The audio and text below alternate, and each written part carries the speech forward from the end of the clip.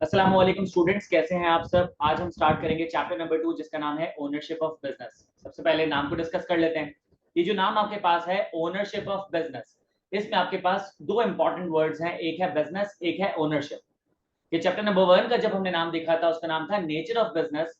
वहां पे हमने डिस्कस किया था कि नेचर क्या होता है। नेचर का मतलब होता है एवरीथिंग, कि किसी भी इंडिविजुअल या किसी भी ऑर्गेनाइजेशन का एक नेचर होता है, उसकी पर्सनालिटी, उसका बिहेवियर, उसका एटीट्यूड, उसके प्रोज एंड कॉन्स, उसकी स्ट्रेंथ्स और वीकनेसेस, सही है, उसके रिएक्शंस, उसके एक्शंस, उसके रिलेशंस।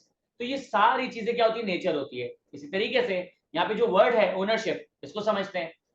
ओनरशिप का मतलब ये होता है, अगर आप किसी भी चीज को, किसी भी एक्टिविटी को, किसी भी ऑर्गेनाइजेशन को, किसी भी रिलेशन को, किसी भी कैंपेन को, आप किसी भी चीज को जब ओन करते हो, जब आप उसको ओन करते हो, तो इसका मतलब ये है कि उसके बेनिफिट्स भी आपके, उसके ड्रॉबैक्स भी आपके, उसकी अच्छाइयां भी आपकी, उसकी बुराइयां भी आपकी।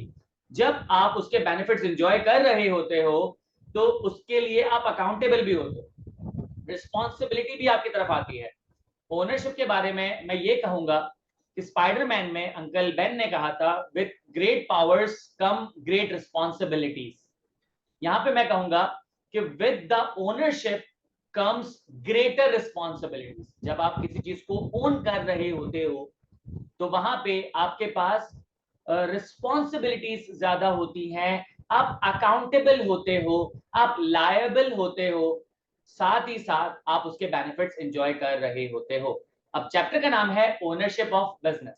अब यहाँ पे जो वर्ड है बिजनेस, उसकी डेफिनेशन हमने देख ली थी कि a business is an organisation that strives for profit by providing goods and services desired by its customers. अब यहाँ पे इस डेफिनेशन का सिंपल मतलब ये है कि बिजनेस में हर स्टेक होल्डर, चाहे वो कस्टमर हो, चाहे वो सप्लायर हो, चाहे वो ओनर हो, चाहे वो एम्प्लॉय हो, लेंडर हो, इसके अलावा गवर्नमेंट हो, जितने भी स्टेक होल्डर्स होते हैं ना, वो काम कर रहे होते हैं ऑर्गेनाइजेशन के लिए, ऑर्गेनाइजेशन के बिहाफ पे, ताकि प्रॉफिट कमाया जा सके। प्रॉफिट कैसे कमाया जाता है? जब आप गुड्स एंड सर्विसेज प्रोवाइड कर रहे होते हो जो कि कस्टमर डिजायर या डिमांड कर रहा हो। तो यहाँ पे जो भी बिजनेस नाम का इदारा है, बिजनेस नाम का जो भी ऑर्गेनाइजेशन है, उसे आप किस किस तरीके से ओन कर सकते हो। यहाँ पे जनरली यहाँ पे जनरली आप क्या कर सकते हो, बिजनेस को तीन तरीके से ओन कर सकते हो। आप सोल प्रोप्राइटर बन सकते हो, यानी कि आप सिंगल ओनर हो, आप सिंगल हैंडेडली अपने बिजनेस को ओन और ऑपरेट कर रहे हो।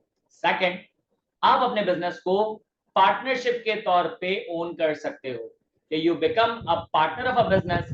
अब यहाँ पे आपके पास बेनिफिट्स और ड्रॉबैक्स दोनों क्या हो जाएंगे, डिस्ट्रीब्यूट हो जाएंगे। अब आप 100% अकाउंटेबल नहीं हो, 100% लायबल नहीं हो, 100% रिस्पॉन्सिबल नहीं हो, तो 100% प्रॉफिट भी आपके पास नहीं रहेगा। या फिर जनरली आपके पास जो तीसरी कैटेगरी बनती है वो बनती है कंपनी। आप किसी भी कंपनी के शेयर होल्डर बन सकते हो, यानी कि एक परसेंटेज ऑफ ओनरशिप आप बाय कर सकते हो। तो यहाँ पे आपकी जो बेनिफिट्स हैं और लाइबिलिटीज हैं और रिस्पॉन्सिबिलिटीज हैं, फिर वो अकॉर्डिंगली आपको मिल रही होंगी। आई होप यहाँ तक आपको बात समझ आ गई है। अब इस चैप्टर को स्टार्ट करते हैं और आहिस्ता आहिस्ता रिवील करते हैं एक एक चीज को, ताकि आपकी क्लैरिटी आना शुरू हो जाए। कोई सवाल हो तो प्लीज पूछ लीजिएगा। चलो एट ए ग्लांस रीड कर ही लेते हैं।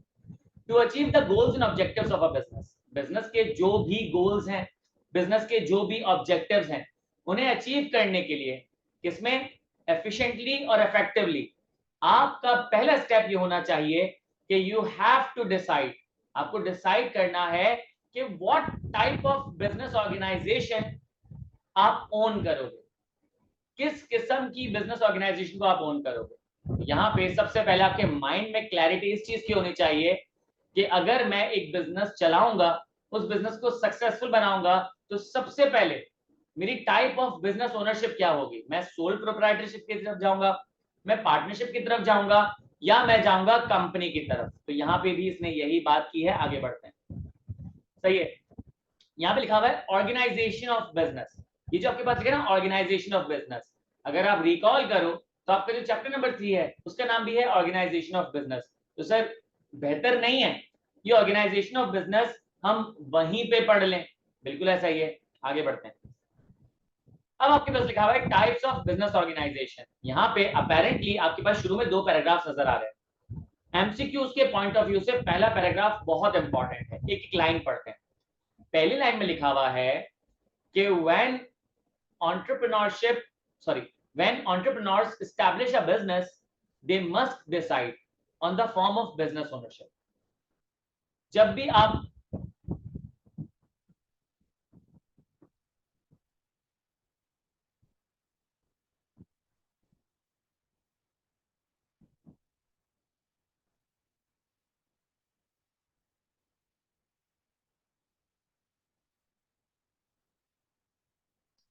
सॉरी स्टूडेंट्स, एक पता नहीं क्यों ग्लिच आ गया था। आप मुझे बताएं कि आपको मेरी स्क्रीन नजर आ रही है, आपके सामने ये डॉक्यूमेंट शेयर होता हुआ नजर आ रहा है?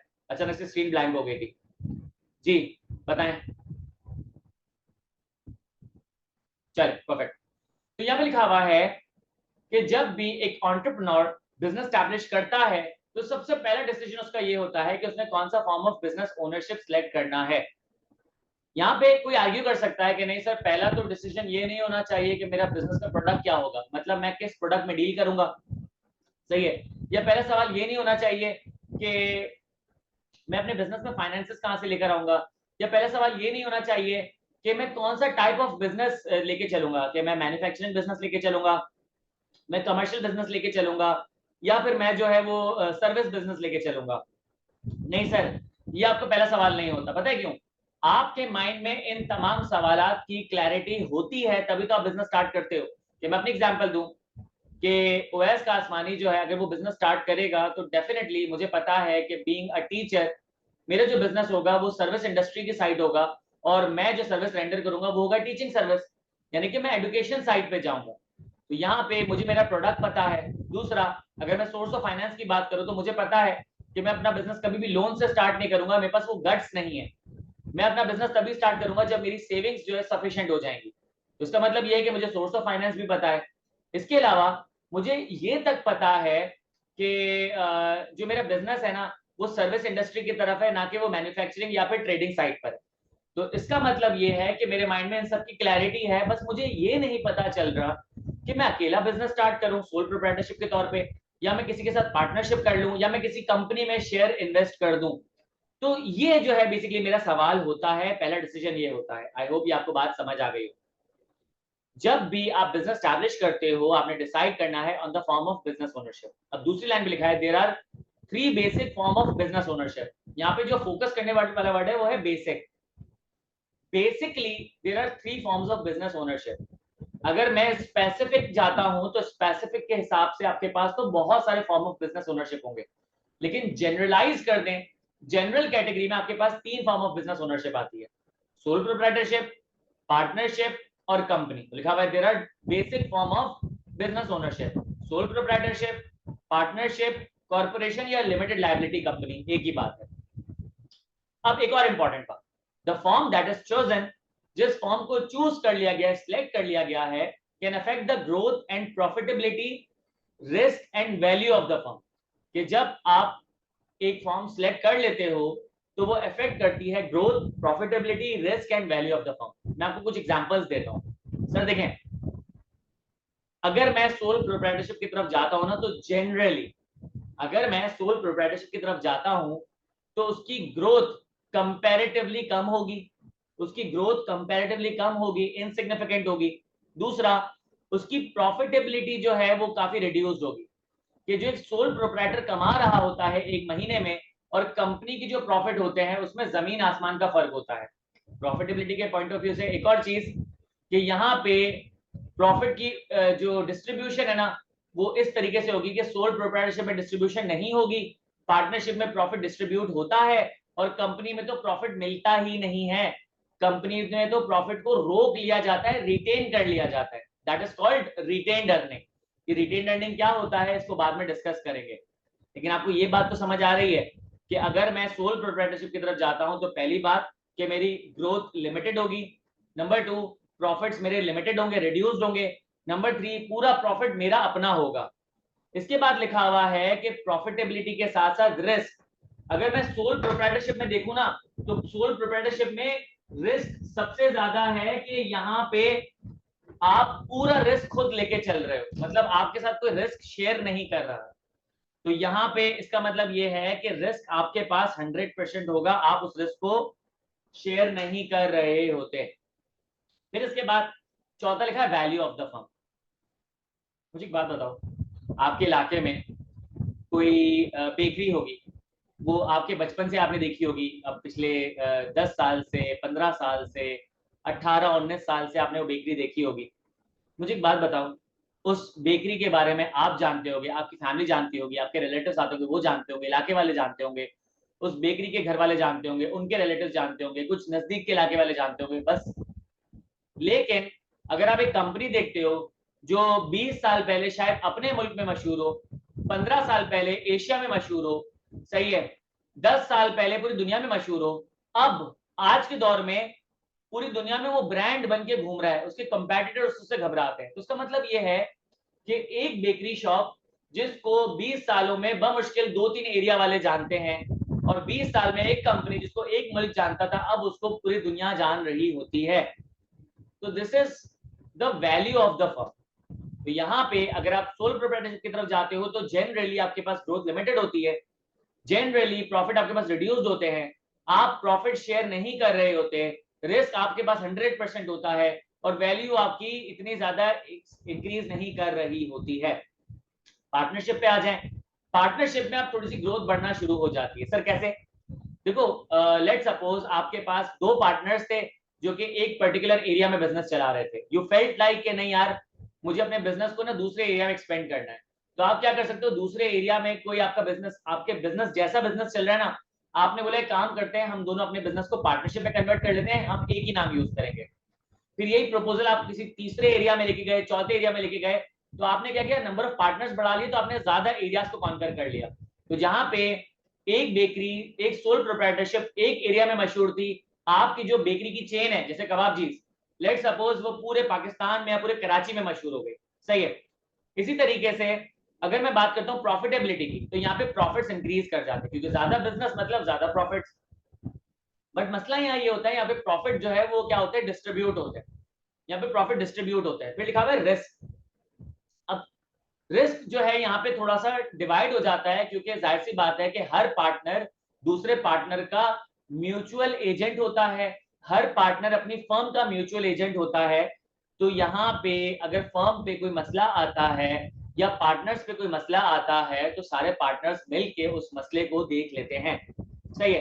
वैल्यू की बात करूं तो जाहिर सी बात है कि अब पहले आपका जो बिजनेस था एक एरिया में चल रहा था, अब पूरे शहर में, पूरे मुल्क में, पूरी दुनिया में चल रहा है, तो यहाँ पे वैल्यू सिग्निफिकेंटली इंक्रीज कर जाती है। कंपनी की बात करूं तो कंपनी की ग्रोथ जनरली बहुत ज्यादा होती है, सही है, क्योंकि आप जो ना शेयर इशू करते हो, आप अपनी कंपनी की ग्रोथ बढ़ा लेते हो, आप अपना बिजनेस और 10 जगह पे खोल सकते हो। प्रॉफिटेबिलिटी, यहाँ पे आपके पास प्रॉफिट जो है ना वो मतलब समझो कि बहुत सिग्निफिकेंटली बढ़ जाते हैं। यहाँ पे प्रॉफिट्स मैंने आपको बताया यूजुअली डिस्ट्रीब्यूट नहीं होते, ज्यादातर प्रॉफिट क्या होता है, रिटेन अर्निंग में चले जाते हैं, तो कंपनी की ग्रोथ बढ़ जाती है इससे, सही है। रिस्क यहाँ पे रिड्यूस हो जाता है, क्योंकि यहाँ पे जो ओनर्स होते हैं, जो शेयर होल्डर्स होते हैं, वो क्या कर रहे होते हैं कि कंपनी को खुद नहीं चला रहे होते, उनके बिहाफ पे एग्जीक्यूटिव डायरेक्टर चला रहे होते हैं। तो यहाँ पे उनका रिस्क ना होने के बराबर हो जाता है। ज्यादा से ज्यादा उनका रिस्क क्या होता है कि उनकी लायबिलिटी, उनकी लिमिटेड लायबिलिटी, कि यहाँ पे अगर बिजनेस बंद हो जाएगा तो ज्यादा से ज्यादा एक शेयर होल्डर को उतना नुकसान होगा कि जितने पैसे उसने बिजनेस में इन्वेस्ट किए हैं। वैल्यू की बात करूं तो मैंने आपको वैल्यू की एग्जांपल दे दी है।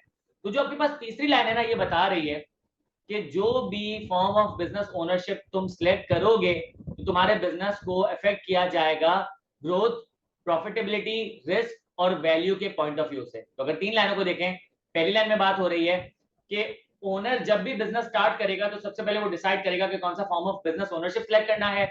दूसरा, कि यहाँ बता रहे हैं कि जनरली आपके पास तीन किस्म की ओनरशिप होती है, सोल प्रोप्राइटरशिप, पार्टनरशिप और कंपनी। और तीसरे में बता रहा है कि जब भी आप कोई form of business ownership select करते हो, तो ये 4-5 चीजें आपके बिजनेस को अफेक्ट कर रही होती हैं। आई होप ये बात मैं आपको समझा पाया हूं। अच्छा सर, आप जब से चैप्टर नंबर 2 पढ़ा रहे हैं, तब से आप generally generally generally generally basic sense basic sense basic sense कर रहे हैं, इसके बारे में बताया क्या करें। देखो जब हम बिजनेस जैसा सब्जेक्ट पढ़ते हैं ना तो चीज हो जाती है सब्जेक्टिव, चीज हो जाती है सब्जेक्टिव, ओपिनियन बेस्ड हो जाती है। अब ज्यादातर मैं जब देखता हूं तो मैं सोल प्रोप्राइटरशिप देखता हूं, मैं पार्टनरशिप देखता हूं और मैं कंपनी देखता हूं। पार्टनरशिप में भी आपके पास 10 किस्म की पार्टनरशिप्स हैं, कंपनी में भी आपके पास कुछ 10 किस्म की कंपनीज हैं, और इवन सोल प्रोप्राइटरशिप में भी आपके पास मल्टीपल किस्म की सोल प्रोप्राइटरशिप्स हैं। स्पेसिफिकली मैं देखूं ना तो सोल प्रोप्राइटर अगर 4-5 किस्म की हैं, पार्टनरशिप अगर 10-12 किस्म की हैं, कंपनीज 10-12 किस्म की हैं, तो फॉर्म ऑफ बिजनेस ओनरशिप 3 नहीं होंगे, शायद 30 हो जाएं, शायद 50 हो जाएं। तो यहाँ पे ये सब्जेक्टिव है कि सोल प्रोप्राइटरशिप के बारे में जनरली कहा जाता है कि सोल प्रोप्राइटरशिप में लायबिलिटी अनलिमिटेड होती है, लेकिन आपके पास दुनिया के किसी कोने में ऐसी सोल प्रोप्राइटरशिप्स मौजूद हैं जिनकी लायबिलिटी लिमिटेड है। पार्टनरशिप के बारे में कहा जाता है कि जनरली पार्टनरशिप में अनलिमिटेड लायबिलिटी होती है, लेकिन आपके पास एक ऐसा कानून मौजूद है कि जिसमें आप लिमिटेड लायबिलिटी पार्टनरशिप बना सकते हो। कंपनी के बारे में कहा जाता है कि यहाँ पे शेयर होल्डर्स की लायबिलिटी लिमिटेड है, लेकिन आपके पास ऐसी भी कंपनी है जिसका नाम होता है अनलिमिटेड कंपनी। अनलिमिटेड कंपनी का मतलब क्या है कि वहां पे लायबिलिटीज जो है वो अनलिमिटेड है। तो यहाँ पे जनरल सेंस में बात होगी। जब मैं कहूंगा सोल प्रोप्राइटरशिप तो उस सोल प्रोप्राइटरशिप की बात करूंगा जो कि जनरली चल रही होती है। जब मैं बात करूंगा पार्टनरशिप की तो पार्टनरशिप जो कि जनरली चल रही होती है। या अगर मैं बात करूंगा कंपनी की तो मैं जनरलाइज्ड सेंस में बात करूंगा, सही है। तभी बार बार मैंने ग्रोथ की बात की, तो जनरली हमने देखा है कि सोल प्रोप्राइटरशिप की ग्रोथ कंपनी के मुकाबले में कम होती है, बट आई हैव सीन दो सोल प्रोप्राइटरशिप्स जो कि पूरी दुनिया में जो है सोल प्रोप्राइटरशिप के तौर पे तो काम कर रही है, लेकिन उनका जो वर्थ है, उनकी जो ग्रोथ है बहुत सारी कंपनी से ज्यादा है, सही है। लेकिन ऐसा हर सोल प्रोप्राइटरशिप नहीं कर रहा होता, इसलिए बार बार मैं वर्ड यूज कर रहा हूं जनरली। आई होप आपको ये बात समझ आ गई होगी कि कल को कोई बच्चा की क्लेम करता है नहीं सर मैंने तो एक बिजनेस देखा है सोल प्रोप्राइटरशिप में, उसकी वैल्यू तो बड़ी बड़ी कंपनियों से ज्यादा है, ठीक है, तो ऐसा हो सकता है, लेकिन वो एक रेयर केस है। मैं स्पेसिफिकेशंस में नहीं जा रहा, मैं कॉन्सेप्ट को जनरलाइज्ड करके चल रहा हूं। आई होप आपको बात समझ आ गई होगी, ठीक है। ये तीनों लाइनें एमसीक्यू के लिए बहुत इंपॉर्टेंट थी, आई होप आपको समझ आ गई होगी, सही। Sir what is privatisation sir, risk sole proprietorship risk ज्यादा होता है ना। हाँ सोल प्रोप्राइटरशिप में रिस्क ज्यादा होता है क्योंकि यहाँ पे एक अकेला बंदा बिजनेस को ओनर ऑपरेट कर रहा होता है। प्राइवेटाइजेशन का सिंपल मतलब ये है कि अगर कोई पब्लिक ओन्ड कंपनी होती है उसे क्या कर लिया जाए, उसे प्राइवेट शेयर होल्डर्स बाय कर लें, तो दिस इज कॉल्ड प्राइवेटाइजेशन। और अगर जो है ना आप क्या कर रहे होते हो, कोई प्राइवेट कंपनी को क्या करती है पब्लिक बाय कर लेती है, गवर्नमेंट बाय कर लेती है, this is called non privatisation, या फिर जो भी आप उसको नाम देना चाहो। तो ये जो है बेसिकली कॉन्सेप्ट होता है, होप समझ आ गया हो, लेकिन खैर हमारे कोर्स में नहीं है तो इतना ज्यादा इस पे डिटेल में बात करने की जरूरत नहीं है। अब लिखा हुआ है कि the basic design features of an organisation depend on the type of organisation, the environment it operates in and its nature of business. कह रहे हैं कि जो बेसिक डिजाइन फीचर है ऑर्गेनाइजेशन को डिपेंड करता है कुछ चीजों पे, कि टाइप ऑफ ऑर्गेनाइजेशन क्या है, उसका एनवायरनमेंट क्या है, उसका नेचर क्या है, सही है। For example there are certain regulatory requirements to follow to form a bank और एन इंश्योरेंस कंपनी। मैं अगर कंपनी देखता हूं तो जो जनरल कंपनी होती है जो मैन्युफैक्चरिंग कर रही होती है, सर्विस प्रोवाइड करती है, ट्रेडिंग कर रही होती है, उस कंपनी को स्टार्ट करने के लिए या उसको रेगुलेट करने के लिए अलग अलग कवानीन है, सही है। लेकिन अगर मैं चले जाता हूँ स्पेशलाइज्ड किस्म की कंपनी पे, जैसे कि बैंक हो गया या फिर आपके पास इंश्योरेंस कंपनी हो गई, उसके लिए कानून डिफरेंट हो जाते हैं। क्यों? क्योंकि यहाँ जो कंपनी थी जो ट्रेड कर रही थी, मैन्युफैक्चर कर रही थी, सर्विस कर रही थी, उसका पर्पस अलग है, उसका नेचर अलग है, उसका एनवायरमेंट अलग है। और अगर मैं बात करता हूँ बैंक की या इंश्योरेंस की, ये भी कंपनी है लेकिन इनका एनवायरमेंट अलग है। तो यहाँ पे सर कंक्लूजन क्या ड्रॉ कर रहे हैं? कंक्लूजन ये ड्रॉ कर रहा हूं कि there are multiple types of companies या there are multiple type of businesses. तो एक ऑर्गेनाइजेशन दूसरी ऑर्गेनाइजेशन से अलग होती है, एक ऑर्गेनाइजेशन दूसरी ऑर्गेनाइजेशन से अलग होती है। यहाँ पे कुछ डिस्टिंग्विशिंग पॉइंट्स होते हैं जो एक ऑर्गेनाइजेशन को दूसरी ऑर्गेनाइजेशन से अलग कर रहे होते हैं। इसमें सबसे ऑब्वियस है नेम। आप यहाँ पे एक बिजनेस देखते हो, यहाँ पे एक बिजनेस देखते हो, दोनों बिजनेस का साइज सेम है, दोनों बिजनेस का कलर सेम है, दोनों बिजनेसेस में जो है एम्प्लॉय बिठाए हुए हैं वो एक जैसे हैं, शेल्स एक जैसे लगे हुए हैं, प्रोडक्ट एक जैसे रखे हुए हैं, तो अब कैसे डिस्टिंग्विश करोगे? आप ऊपर देखोगे नाम, एक का नाम लिखा होगा एबीसी स्टोर, एक का नाम लिखा होगा XYZ स्टोर, तो सर ये डिस्टिंग्विशिंग पॉइंट है। तो कोई ना कोई ऐसा डिस्टिंग्विशिंग पॉइंट होगा जो कि एक ऑर्गेनाइजेशन को दूसरी ऑर्गेनाइजेशन से अलग करता है, डिस्टिंग्विश करता है। कुछ ऑर्गेनाइजेशंस आपस में इतना अलग होती हैं कि वहां पे बहुत सारे डिस्टिंग्विशिंग पॉइंट्स होते हैं, लेकिन कुछ ऑर्गेनाइजेशंस मोर और लेस एक जैसी होती है, तो आप उनको डिस्टिंग्विश नहीं कर पाते। तो ये आपके पास कुछ फैक्टर्स मौजूद है जो कि एक ऑर्गेनाइजेशन को दूसरी ऑर्गेनाइजेशन से डिस्टिंग्विश कर रहे होते हैं, जैसे कि purpose, ownership, funding, accountability. Purpose की बात करो भाई, देखो लेट सपोज एक ऑर्गेनाइजेशन है जो कि बच्चों को स्कूल पढ़ा रही होती है, उसके बराबर में एक और ऑर्गेनाइजेशन है जो कि बच्चों को स्कूल पढ़ा रही है, सही है। हाँ, दोनों का नाम अलग है, लेकिन सर नाम के अलावा ना मैं कोई भी डिस्टिंग्विशिंग पॉइंट नहीं ढूंढ पा रहा, सही है। तो मैं पता है क्या करूंगा, मैं पर्पस जानने की कोशिश करूंगा। मैं एक ऑर्गेनाइजेशन में गया, मैं वहां फाइनेंस डिपार्टमेंट में पहुंचा, मैंने फाइनेंस डिपार्टमेंट को कहा कि यार मुझे एक बात बताओ कि जो भी तुम्हारे पास प्रॉफिट होता है वो प्रॉफिट कहाँ जाता है? तो फाइनेंस डिपार्टमेंट ने कहा देखो कभी प्रॉफिट जो है वो ओनर्स अपने घर पे ले जाते हैं, कभी जो प्रॉफिट को बिजनेस में री इन्वेस्ट कर दिया जाता है। मैंने कहा रुको, मैंने कहा इसका मतलब ये है कि प्रॉफिट कहाँ यूटिलाइज होगा ये ओनर्स डिसाइड करते हैं? बोलेगा हाँ। तो मैं कहूंगा ये फॉर प्रॉफिट ऑर्गेनाइजेशन है, मैं कहूंगा ये फॉर प्रॉफिट ऑर्गेनाइजेशन है। मैं दूसरी ऑर्गेनाइजेशन गया, मैंने वहां फाइनेंस डिपार्टमेंट से पूछा भाई जो बच्चों को तुम पढ़ाते हो, फीस लेते हो, प्रॉफिट आता है, इस प्रॉफिट का यूजेज कौन डिसाइड करता है? उसने कहा कि सर यहाँ पे कंपनी की पॉलिसी है या बिजनेस की पॉलिसी है कि जो भी प्रॉफिट आएगा ना, ओनर उसको डिसाइड नहीं करेगा कि कहां पे डिप्लॉय करना है, बल्कि ऑटोमेटिकली वो बिजनेस में रीयूज हो जाएगा, वो बिजनेस में री इन्वेस्ट हो जाएगा ऑटोमेटिकली। तो मैंने कहा तुम लोग नॉट फॉर प्रॉफिट ऑर्गेनाइजेशन हो? उन्होंने बोला जी। तो एक ऑर्गेनाइजेशन जो कि बच्चों को पढ़ा रही है, दूसरी भी बच्चों को पढ़ा रही है, ये भी फीस ले रही है, ये भी फीस ले रही है, लेकिन प्रॉफिट जो है वो ओनर्स के हाथ में, तो उसका मतलब ये फॉर प्रॉफिट ऑर्गेनाइजेशन है। यहाँ पे ओनर्स प्रॉफिट का डिसाइड नहीं कर सकते क्या करना है, तो ये नॉट फॉर प्रॉफिट ऑर्गेनाइजेशन है, पर्पस। तो कुछ ऑर्गेनाइजेशन जो है वो प्रॉफिट के लिए काम कर रही होती हैं, कुछ ऑर्गेनाइजेशन प्रॉफिट से आगे काम कर रही होती है, प्रॉफिट तो कमा रही होती हैं लेकिन वो प्रॉफिट खुद यूज नहीं करती हैं, बल्कि क्या करती हैं, ऑर्गेनाइजेशन में री इन्वेस्ट कर देती है ताकि बच्चों को फायदा हो, वहां के जो भी कस्टमर्स है उनको फायदा हो। आई होप ये बात आपको समझ आ गई होगी। वेरी गुड एच के, बिल्कुल सही कहा तुमने।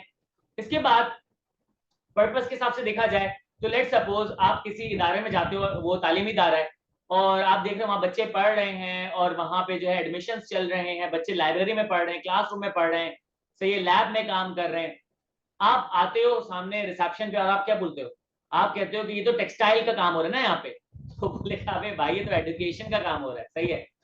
या अगर आप लेट सपोज एक कंपनी में जाते, एक फैक्ट्री में जाते हो, आप देख रहे हो वहां पे दवाई बन रही है, दवाई के पैकेट्स बन रहे हैं, दवाई का फॉर्मूला बन रहा है, इसके अलावा दवाई पे रिसर्च एंड डेवलपमेंट हो रही है, और आप वहां जाके कहते हो कि यार यहाँ तो जो है ना वो कंस्ट्रक्शन का काम हो रहा है ना। तो बोलेगा भाई कंस्ट्रक्शन का काम नहीं हो रहा, मैन्युफैक्चरिंग का काम हो रहा है, लेकिन मैन्युफैक्चरिंग भी दवाइयों की हो रही है, फार्मास्यूटिकल इंडस्ट्री।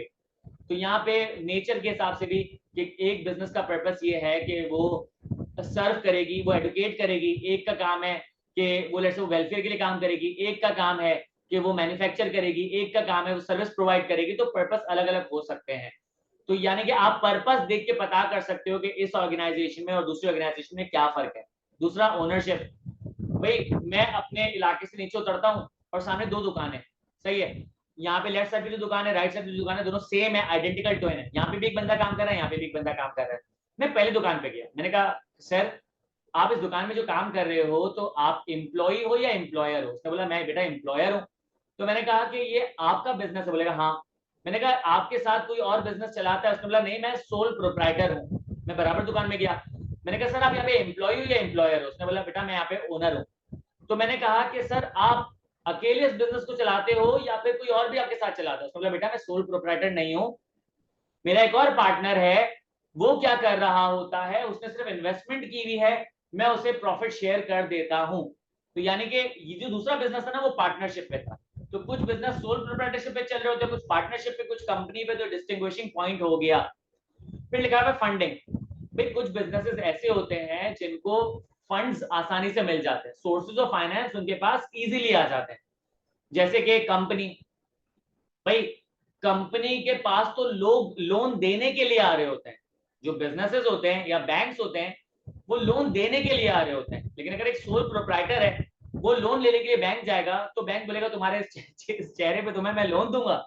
तो यहाँ पे क्या होता है कि जब सोल प्रोप्राइटर को लोन चाहिए होता है तो वो बैंक के पास जाता है तो बैंक उसकी बेइज्जती कर देता है, वो घर वालों के पास जाता है तो घर वाले उसकी बेइज्जती कर देते हैं, वो कहते हैं यार कि कम से कम मेरे जो माँ बाप है ना वो मेरी बेइज्जती नहीं करेंगे, तो वो माँ बाप के पास जाते हैं तो माँ बाप भी उसकी बेइज्जती कर देते हैं। तो इसका मतलब ये है कि जो सोल प्रोप्राइटर है उसके पास सोर्सेज ऑफ फाइनेंस कंपैरेटिवली कम है। जोक्स अपार्ट, एक सोल प्रोप्राइटर है और एक कंपनी है, कंपनी में खुद तो कंपनी चल के नहीं जाएगी, उसका एग्जीक्यूटिव डायरेक्टर जाएगा, दोनों बैंक में पहुंचे तो जो कंपनी वाला बंदा ना बताएगा भाई मेरी बड़ी कंपनी है, उसका ये फाइनेंशियल रिपोर्ट्स हैं और सारी चीजें XYZ, तो बैंक उसको पता है क्या कहेगी, ठीक है हम आपको लोन दे देंगे, ना सिर्फ लोन देंगे हम आपको लॉन्ग टर्म लोन देने को तैयार है, ना सिर्फ लॉन्ग टर्म लोन देंगे बल्कि हम आपको इंटरेस्ट रेट कम चार्ज करेंगे। सही है, ना सिर्फ इंटरेस्ट रेट कम चार्ज करेंगे, हम आपसे जो कोलैटरल है ना, जो चीज गिरवी रखवाएंगे वो भी कंपैरेटिवली कम वैल्यू की होगी। आप जाओ आपको बोलेंगे कि भाई हम आपको जो ना शॉर्ट टर्म लोन देंगे 1 साल का 10 महीने का, साथ साथ वो बोलेंगे कि भाई आपने इंटरेस्ट रेट भी ज्यादा देना है, मार्केट रेट से ज्यादा देना है। सही है, तीसरा आपको कहेंगे कि आपने जो चीज कोलैटरल रखवानी ना वो भी ज्यादा वैल्यू की। सही है, तो इसका मतलब ये है कि पता चल गया कि सोर्स ऑफ फंड आपके पास कम है। अकाउंटेबिलिटी, अकाउंटेबिलिटी मैंने अभी ऊपर आपको बताया कि सोल प्रोप्राइटरशिप में अकाउंटेबिलिटी 100% है, पार्टनरशिप में कहीं ना कहीं डिस्ट्रीब्यूट हो जाती, कवर हो जाती है। और अगर मैं बात करता हूँ कंपनी की, तो कंपनी में शेयर होल्डर्स तो अकाउंटेबल है ही नहीं, वो लायबल है अकाउंटेबल नहीं है। भाई अगर कंपनी में फ्रॉड होता है तो वो फ्रॉड की जो डिसीजन मेकिंग है वो बोर्ड ऑफ डायरेक्टर्स ने की थी, तो बोर्ड ऑफ डायरेक्टर्स अकाउंटेबल होंगे, शेयर होल्डर्स थोड़ी होंगे कि भाई आप सो रहे हो अपने घर पे, आपने कंपनी के शेयर खरीदे 5%, पुलिस आई रात को बोलिए भाई चलो तुम्हें अरेस्ट कर लिया जाता है, बोला भाई क्यों, तो बोला तुम्हारी कंपनी में जो ना वो हेरा फेरी हो रही है, तो बोले तुम कंपनी में हेरा फेरी हो रही है तो जाके एग्जीक्यूटिव डायरेक्टर्स को पकड़ो, मैं तो शेयर होल्डर हूँ, मेरी तो डिसीजन मेकिंग थोड़ी होती, मेरा 5% वोट है, अगर मैं अपना वोट डाल भी दूं तो मेरे वोट से क्या फर्क पड़ रहा है। तो इसका मतलब यह है कि अकाउंटेबिलिटी आपके पास चेंज हो जाती है तो बिजनेस में चेंजेस नजर आ रहे होते हैं। क्या सर ये 4 पॉइंट ही हैं जो कि एक ऑर्गेनाइजेशन को दूसरी ऑर्गेनाइजेशन से डिस्टिंग्विश कर रहे थे? नहीं सर, आपके पास और भी है।